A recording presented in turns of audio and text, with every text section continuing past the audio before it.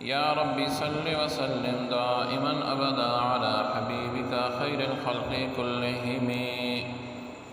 کنز العمال شریف میں ایک حدیث پاک نقل ہوئی ہے جو غمگین کے کان میں اذان دینے کے بارے میں ہے کہ رسول اللہ صلی اللہ علیہ وسلم نے حضرت علی المرتضیٰ رضی اللہ عنہ کو غمگین دیکھ کر فرمایا کہ اے ابن ابی طالب، میں تمہیں غمگین دیکھ رہا ہوں۔ میں نے کہا جی، تو آپ صلی اللہ علیہ وسلم نے فرمایا فَمُرْ بَعْضَ أَهْلِكَ يُؤَذِّنْ فِي أُذُنِكَ فَإِنَّهُ دَوَاءٌ لِلْهَمِّ، تم اپنے گھر والوں میں سے کسی سے کہو کہ وہ تمہارے کان میں اذان دے، کیونکہ یہ غم کا علاج ہے۔